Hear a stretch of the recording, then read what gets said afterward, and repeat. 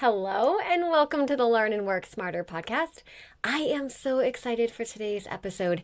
This is our absolute very first episode on this show where I am interviewing an industry expert, and I cannot wait for you to tune in today and hear all of the good, juicy nuggets that we have to share. Today, I am talking with Lisa Marker Robbins. She is the creator of Flourish Coaching, and she is an expert on preparing students for college majors, college selections, and careers that are meaningful and intentional.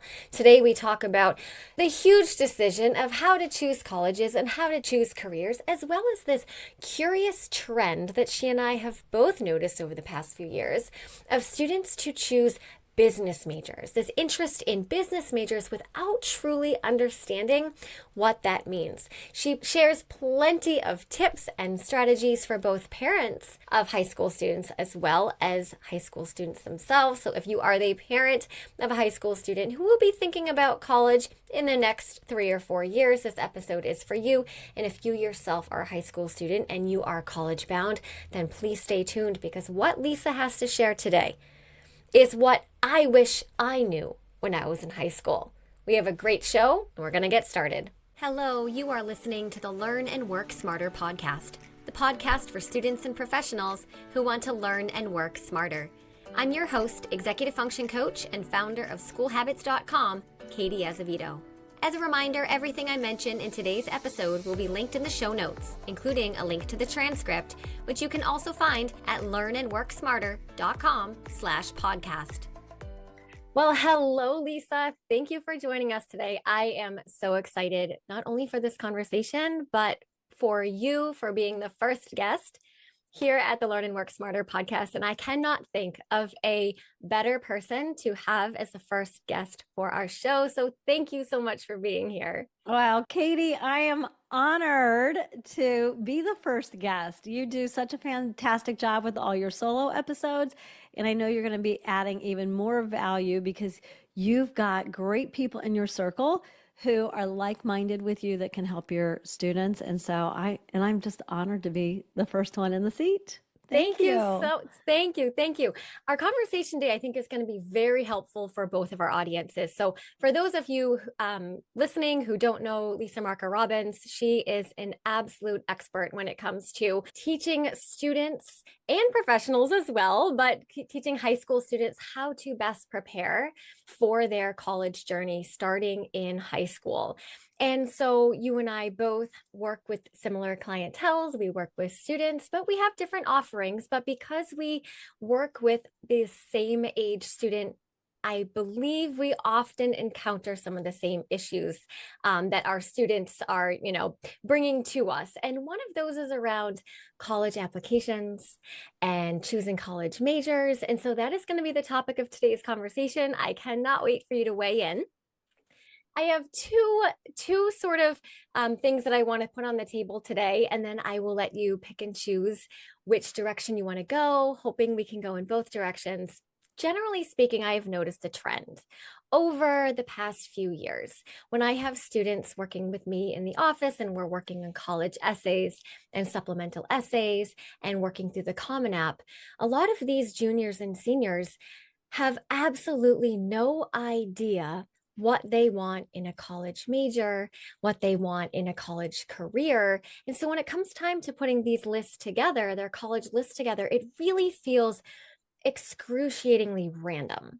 And they are choosing colleges based on brand names, based on where their parents went, where their friends are going, what they're seeing as trending, if we can even say that with colleges these days. It's wild, right? And so I'm curious to see if you're noticing that same trend of students just entering in with hardly any intentionality into the college application process, and then what we do. And then the second more specific trend is the trend these days of students to just choose the business major without any sort of understanding what that means. And I'm not sure where this trend is coming from. I am going to turn the mic over to you and let you fill in where you see fit. Well, I think these two things that you're seeing go hand in hand. Let's just start with that. So as a career development and career advising coach, This idea of not beginning with the end in mind is very common. For anybody that's read Stephen Covey's 7 Habits of Highly Effective People, that is one of his core tenets, is to have a destination. It's like, I live in Cincinnati, Ohio. If we wanted to drive to Florida for spring break with kids, which I'm an empty nester now, so I would have piled them all in. Back in the day, I would have had a triptych or a map, but now we have this phone that we just drop the pin in, and that guides us on the best route to get there. The problem that I've seen for many, many years, which is why 15 years ago I doubled down on college advising or career advising and career development, was you don't have a great college list if you're just throwing spaghetti at the wall to see what sticks without a destination in mind. And that destination is a mom who just finished paying for college for my own children. And my youngest just graduated in April of 2024. It was a lot of money. And I see families spending more time planning their next vacation sometimes, or the next car that they're going to buy. Or I think about my washing machine broke and how much time I poured into making sure I was making a wise investment on the replacement machine than they do on this college stuff, because I think you've hit the nail on the head. They're leaning into what their peers are saying or what is a highly sought after brand name college. And business is a highly sought after degree. So it's like, oh, well, I hear these great things about this school. I hear great things about, oh, there's plenty of options career-wise when I graduate if I major in business. And I know people who majored in business who are making lots of money. It looks lucrative. And so therefore, that's what I'm going to go after, instead of actually doing the work to reverse engineer that destination. What am I wired to do? Do I have the self-awareness to even know what I want to do and what aligns? And then to chart the course to get there. And No, that's really how it goes hand in hand. right. Those are great points. So I'm glad to hear that you are seeing what I am seeing. And I'm in the Northeast, I'm in Massachusetts, and we have Bentley and we have Babson and we have BC and we have these tremendous business schools in the area. So I think it's interesting to know that it's not just the Northeast trend. So what do you advise these students, the students that you work with, the students who are listening to today's podcast, who are thinking, I'm thinking of business, right? They see on social media that, you can be an entrepreneur, you can just create a business out of nowhere, which means that senior year, as I'm applying to schools, I might as well click business as a major inside the Common App. Okay, what are you advising the students who are at that point, who are tempted to choose business inside the Common App, but they don't have any intentionality to back up that decision?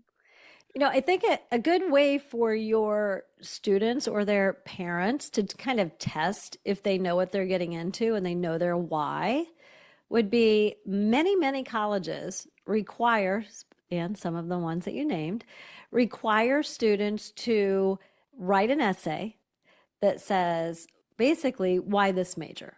Why are you applying to that major at our school? And what they're looking for is, what have you done in the past to make sure that this is an informed decision, not spaghetti at the wall, see what sticks, and what do you intend to do with it in the future? Because colleges want to make sure that they are handing out their limited number of seats. Many of these schools that are highly sought after, like the ones that you mentioned and others, could fill their freshman class many times over, particularly with the most popular majors. And so they want to make sure that they are making a wise and informed decision on who to give a coveted seat to. And so start with whether at whatever stage, and you can do this for any major. Yes, we're talking about business. I mean, there's other common majors like engineering is another one, computer science is another one, nursing. Those are all schools that are majors that are highly competitive at most colleges and universities.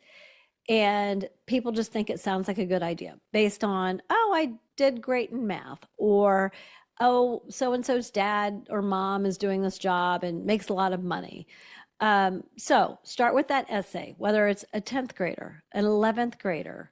I don't like really having these conversations with ninth graders. I mean, you can have loose conversations around careers and outcomes and things like that.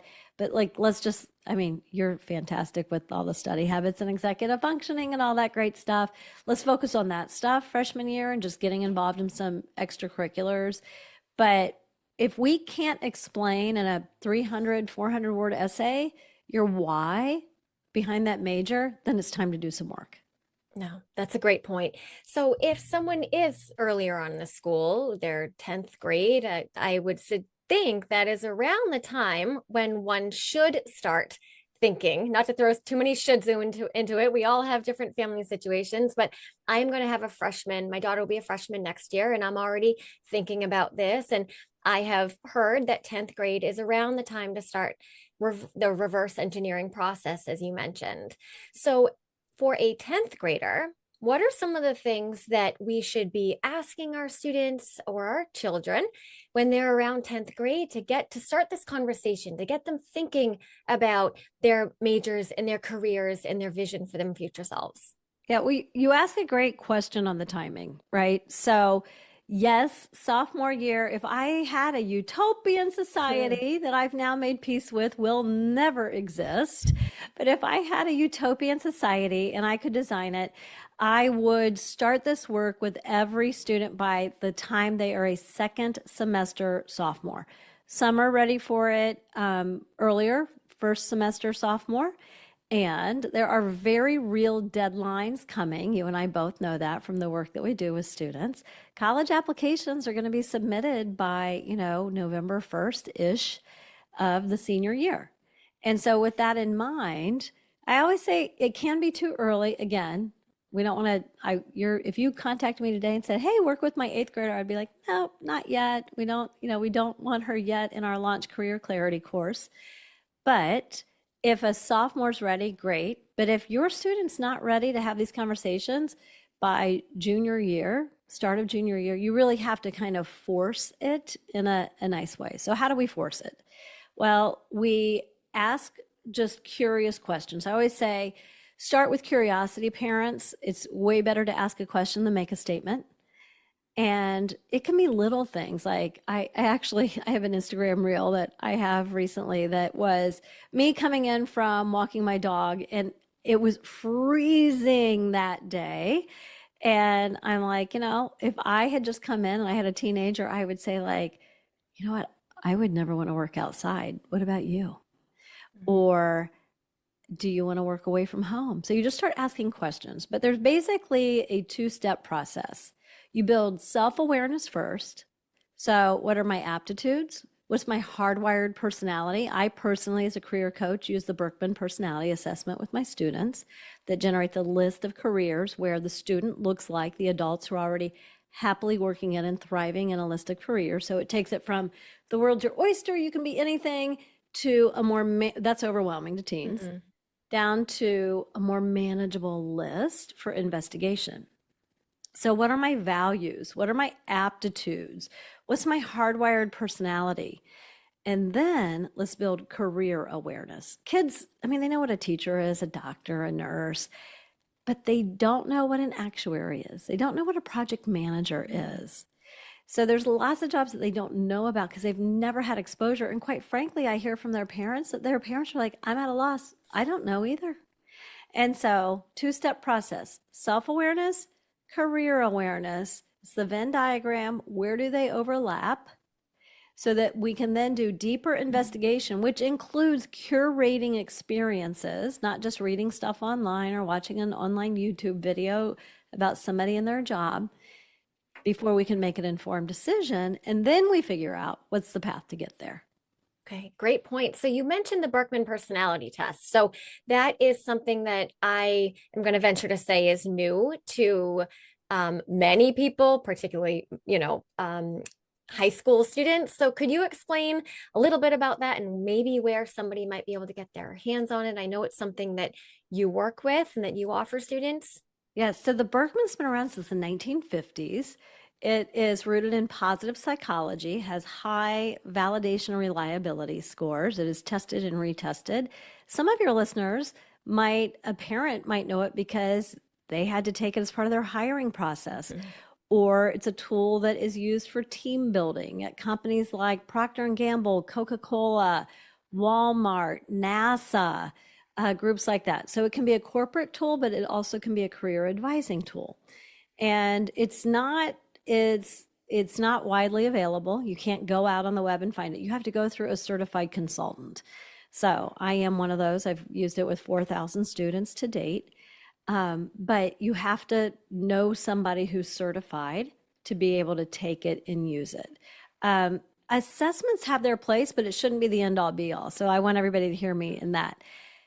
This assessment gives data points for us to learn about ourselves. But there's a whole lot more than that that goes into this, right? So this should not be a tool where it says, oh, my number one career outcome was, let's just go with business, which actually there are 22 what we call career clusters or career families that the U.S. Department of Labor tracks. So you could go to the BLS Occupational Outlook Handbook and look these up and just start poking around. This is another activity you could do with your teen just to, kind of talk about what's out there.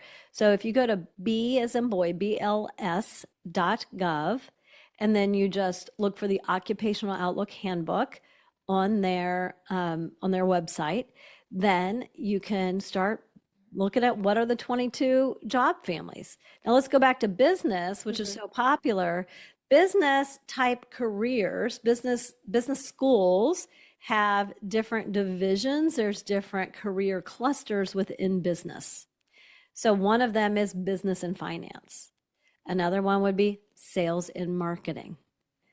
So there are other business type majors or careers that fall into other ones. Economics would go under our like research careers, right? So more of a researcher. So the Berkman's pointing us in that direction about job families. Okay, that's valuable information. For all the links and things that we mentioned in the podcast, I will leave those in the show notes for sure. So nobody needs to pull over their car right now and write that down. No, please don't. It'll be linked below.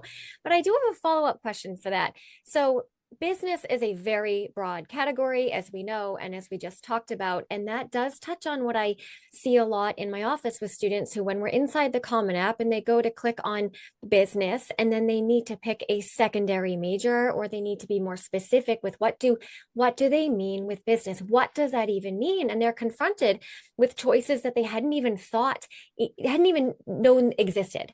And so in the moment, they're trying to say, okay, well, do I want marketing? Do I want econ? Do I want finance? And it seems all very last minute. And these students don't even really know what these things are. So my question to you, if someone is in this situation where it's, senior year and they are at this crossroad, are they better off choosing, I'm going to use air quotes around this, but randomly, right? Like random, I think I want finance, or going in as undecided, because that's usually where my students, the two choices that they end up thinking about, okay, well, I either want business or I don't know. And so I'm going to go undecided. Do you have any thoughts there? Yeah, lots. Yeah. Okay. You do. So one of them, I commonly get this question about like, if, let's just say there's a school like Babson where they're really known for business, right? And the student's like, gosh, it's hard to get into that particular major.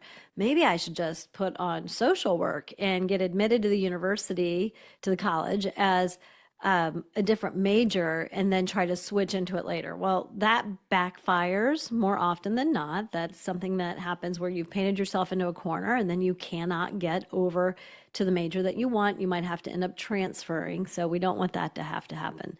So that's not a good strategy. So I just want to say that because I get that question all the time on this topic. What you really need to understand about every school that's on that list is what approach do they have to admitting students? Do they admit students directly into a major? Okay. So for instance, University of Illinois, Urbana-Champaign. And I mentioned them because the director of admissions, Andy Borst, who now he's at the University of Georgia, he was on my podcast. It's one of our most popular episodes ever. But he came on to talk about how admission by major works. So there are a lot of schools that admit students directly to major. And it can be hard at those schools to switch into the popular majors, the oversubscribed majors, if you change your mind later on. So that's one way. Another way is, I call it, it's complicated. So our state flagship here in Ohio is Ohio State University. They admit directly to some majors, but not to others. Others are pre-majors, like nursing, okay, where business can be a direct admit. Then there's others that don't admit to major at all. Tulane would be an example of that. Georgia Tech would be an example of that. However, even those schools ask for your future intended major in the Common App, and they will still look for evidence that you kind of know what you're getting into. So this idea of just selecting anything is not a good idea.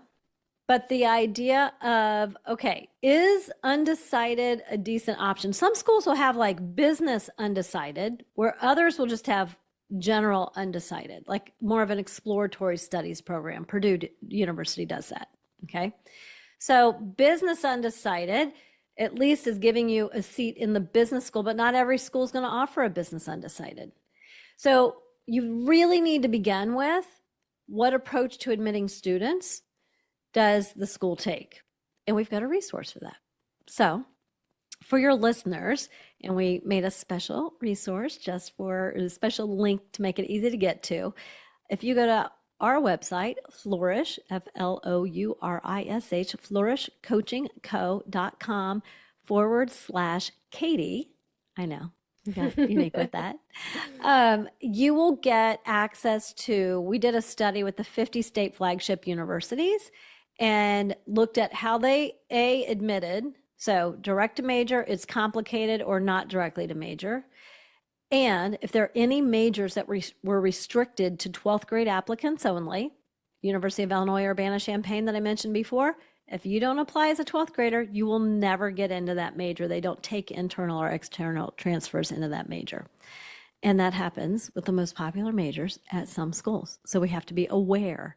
So we share the data. We're going to give you our data. We're going to give you a short video from me explaining how it works. And then I give families the email copy that we use to reach out to the admissions office and vice presidents of enrollment at all of these universities to get down to this information. So then your listeners can take it for any school that's on their list. So while undecided or exploratory studies can be a great option at some schools, it depends on their approach to admitting students. And so you've got to understand the nuances of admissions around majors. Wow, it's a valuable resource. I will again put that link in the show notes for everybody.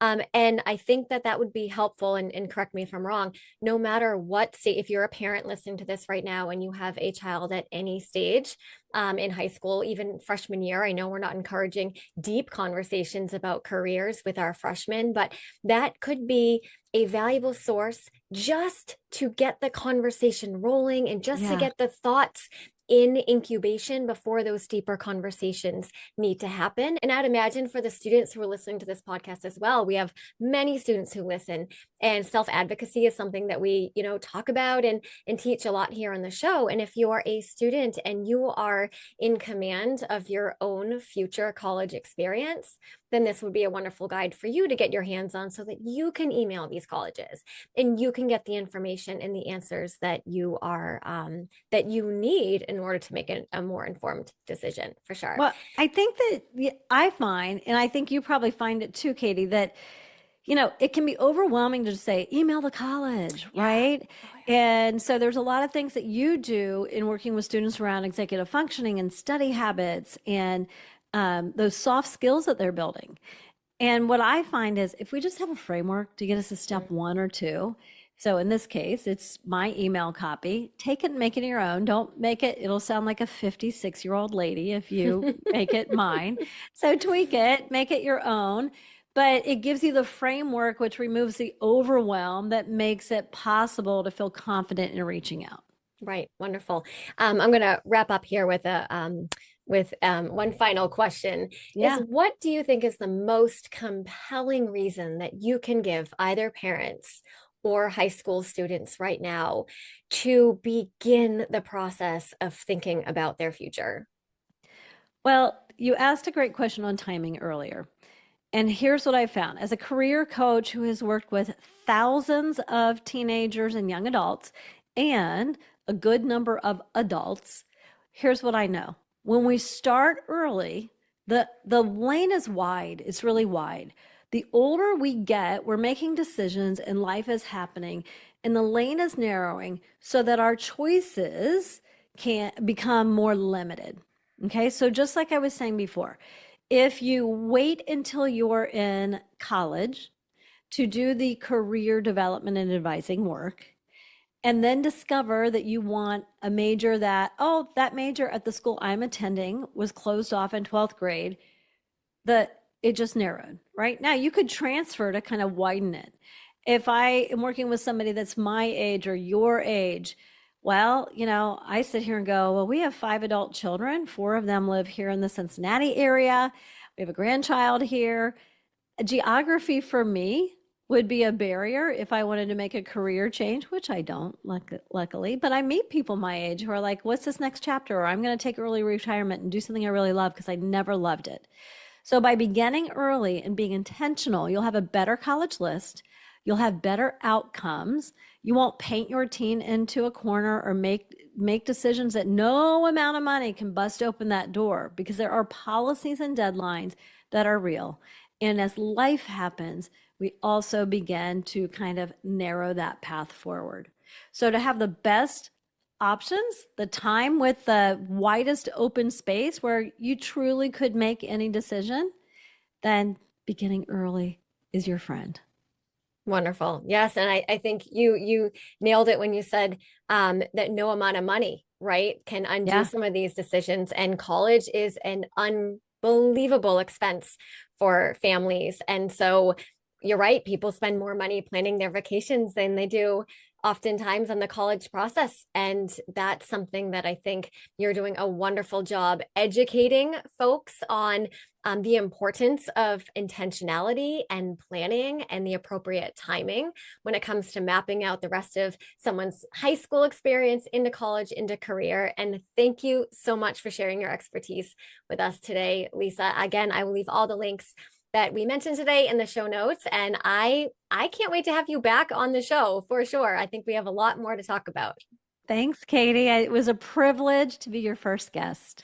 Well, that was just an absolutely wonderful show with Lisa today. I hope that you found it as valuable as I know that you did.